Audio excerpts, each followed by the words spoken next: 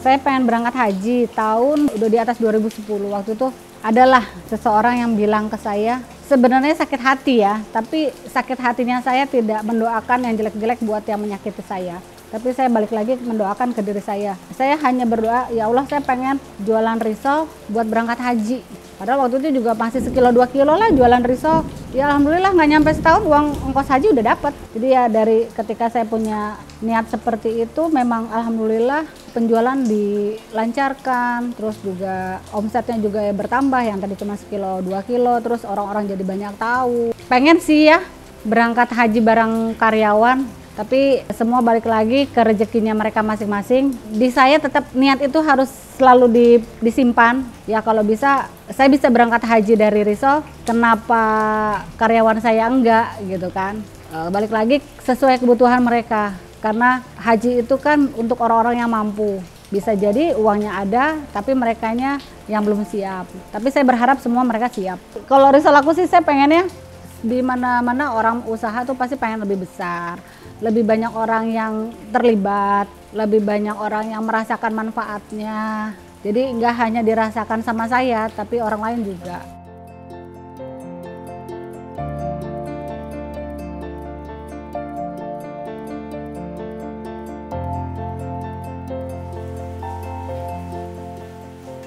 Assalamualaikum, nama saya Wineri Nisa Suci, biasa dipanggil Nisa.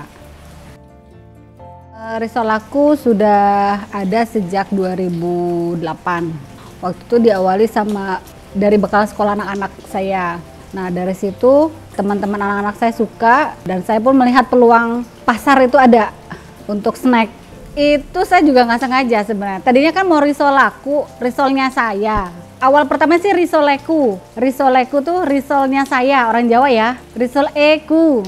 Nah, risoleku. Tapi kok orang susah ya bilang risoleku, kayaknya tetap bilangnya risolku, risolaku, risola gitu kan. Akhirnya yaudah deh, kayaknya orang kayak belibet gitu kan, risoleku, udah risolaku aja. Nggak sengaja juga, saya tulisannya L-nya 2, itu nggak sengaja. Jadi bikin tulisan risolaku, double-nya L. Saya cuman bikin tulisan tuh di percetakan minta didesain.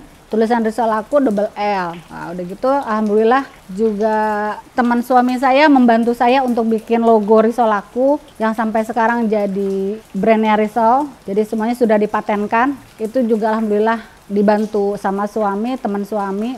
Nah udah gitu, begitu kita sudah punya brand risolaku, paten, saya jual dong biasa. Lucu ya namanya risolnya, risol saya biar laku ya. Saya tadi awalnya diam aja. Oh iya ya, risol saya. Kan tadi yang tadinya cuma risol saya. Oh iya ya, risol saya biar laku. Oh iya ya.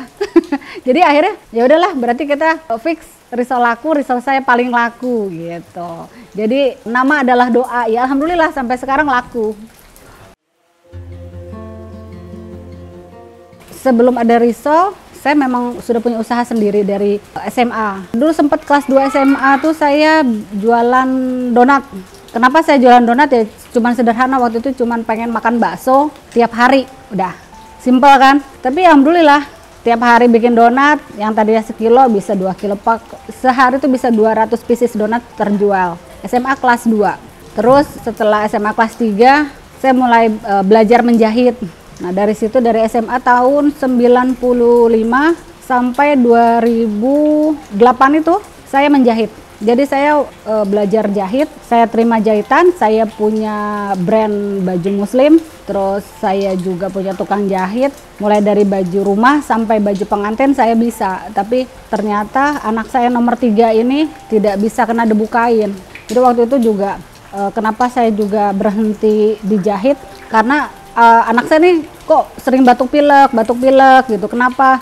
Kok sering sesak napas, sering masuk rumah sakit. Ternyata dia punya alergi kita nggak tahu apa. Ternyata pas saya lagi ada orderan seragam, saya baru tahu pencetusnya si debu kain. Jadi pas ada barang kain datang, dia langsung sesak napas gitu. Jadi dari situ oh ya, mungkin saya memang udah harus istirahat deh dijahit gitu.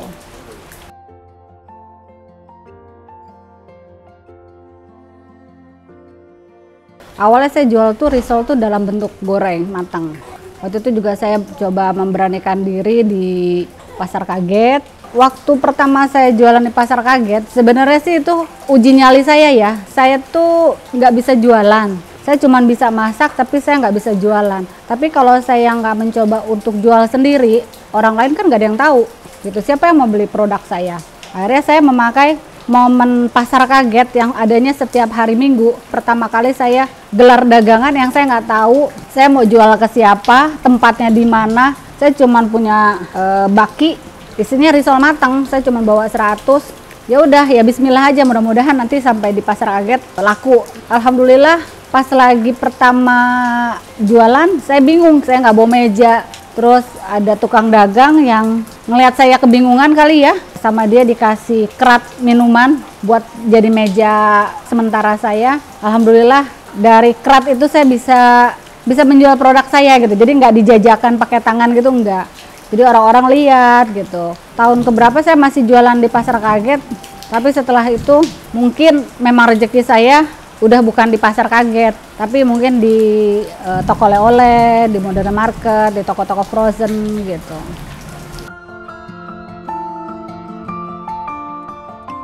Kenapa risol frozen? Karena saya waktu itu juga gini, pertama bikin sekilo. Kalau ada pesanan 10 pack, itu saya pasti bikinnya lebih dari 10 pack. Nah, sisanya tuh suka saya taruh di freezer. Secara tidak sengaja, begitu digoreng, kok masih bagus ya. Saya tes terus kan. Ternyata begitu dibekukan, konsumen malah lebih mudah untuk makan risol kapan saja, di mana saja. Jadi orang langsung kalau mau makan ya harus beli dulu yang matang. Mau makan kalau dia laparnya malam-malam, tukang risol udah susah tuh. Nah, tapi dengan ada risol beku, udah cukup ini aja, goreng di rumah. Kalau pertama jualan frozen sih sebenarnya tetap sama teman-teman saya, lingkungan terdekat saya, teman orang tua, murid, teman anak saya. Di sekolah anak saya, guru-guru, terus tetangga, saudara. Jadi pasar pertama saya itu. Nah, mungkin mereka cocok dari mulut ke mulut. Udah gitu juga saya konsisten untuk selalu jual risol. Jadi meskipun nggak ada yang nanyain, tapi saya tetap punya stok. Jadi saya ya mungkin setahun pertama ya kadang-kadang nggak ada penjualan sama sekali, tapi saya tetap stok itu selalu ada. Stok beku itu ada. Jadi ketika ada orang cuma butuh 1 pack, ya saya terlayani gitu. Nah iya, orang juga sempet nanya, jangankan orang, saya juga suka bingung. Orang kok mau ya sampai dari luar kota beli risol saya? Saya juga nggak tahu kenapa.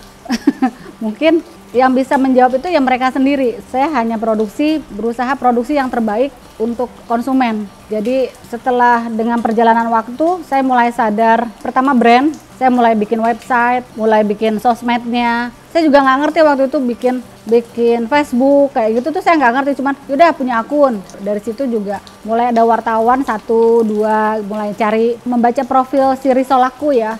Dari situ juga akhirnya risol aku mulai dikenal. Udah gitu ketemu orang lagi, Bu harus punya perizinan yang seperti halal atau Badan POM gitu, BPOM. Dari situ juga setelah punya perizinan halal dan BPOM, alhamdulillah penjualan risol aku lebih bagus karena kepercayaan masyarakat terhadap risol aku lebih tinggi karena dari segi kehalalannya, dari segi keamanan pangannya. Ya, alhamdulillah setelah izin edar dari BPOM keluar, kita bisa pergi jauh sampai ke Makassar, Kendari, dan Batam.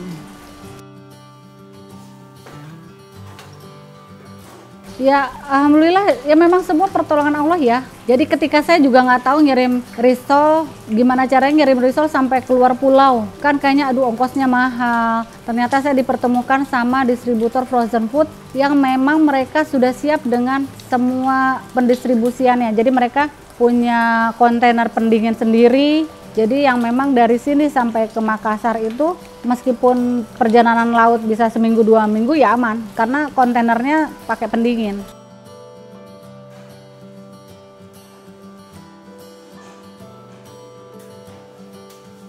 Yang titik terendah ya serendah-rendahnya sih saya nggak sampai nangis-nangis parah lah, tapi ya masih ya ujian. Menurut saya sih itu bagian dari seninya berbisnis ya. Jadi waktu itu misalnya saya karena kelalaian saya, misalnya 1 freezer bahan baku risol harus dibuang, sosis tuh berapa ratus pack terpaksa kita buang karena rusak, freezernya rusak, jadi kita nggak cek freezer ya kayak gitu. Tingkat kebekuan si freezernya nggak diperhatikan waktu itu. Jadi itu aja sih. Jadi nggak pernah sampai yang berhutang ke sana ke sini. Alhamdulillah selama 14 tahun perjalanan usaha saya juga sampai sekarang tidak ada bantuan investor, tidak ada bantuan bank manapun, dari pemerintah pun alhamdulillah tidak ada bantuan dana sama sekali, pure murni usaha dari risol. Jadi memang kalau usaha mungkin memang tidak boleh hutang. Kalaupun ada yang mau bantuan, saya terima, tapi bentuknya bukan berupa materi, tapi yang saya butuhkan sekarang itu bantuan marketing. Nah, itu yang saya butuhin. Karena semua orang bisa produksi, tapi nggak semua orang bisa marketing.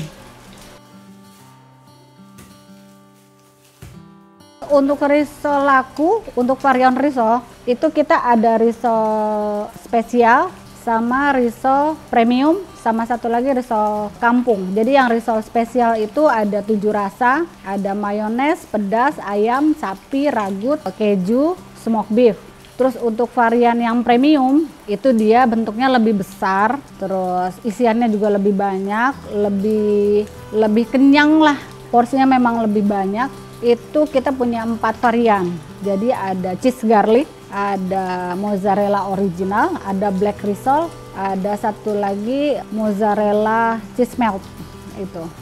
Untuk di risol laku itu paling favorit itu smoked beef. Tapi kita juga punya produk risol laku non risol. Jadi kita juga produksi cireng, produksi dimsum, produksi pastel, ada samosa, ada ayam ungkep. Jadi kita mulai pengembangan produk ke non risol.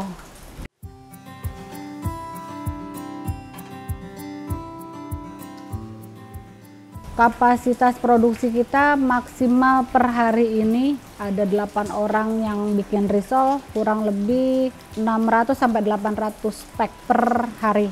Jadi kurang lebih 8 ribuan. Lebih banyak di Jabodetabek ya, Bogor, terutama di kota Bogor, Bekasi, Jakarta, Tangerang, alhamdulillah.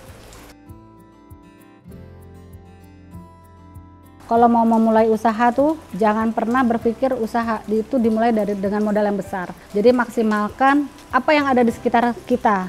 Begitu ditekuni, dijalani, dinikmati. Terutama untuk ibu-ibu ya, karena prioritas utama kita kan untuk rumah, bukan untuk pencari nafkah gitu. Beda lagi untuk yang memang pekerjaan utamanya mencari nafkah ya. Jadi memang tidak berlaku prinsip saya seperti itu.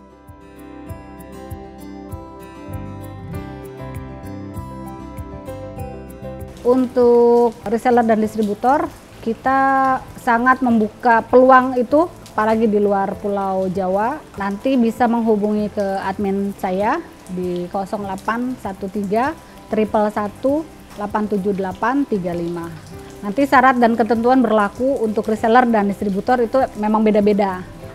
Untuk sosmednya Risol Laku ada di Instagram @risolakuofficial. Di TikToknya juga Risol Laku Official, Facebooknya Risol Laku, ada juga Facebooknya Risol Laku Nisa.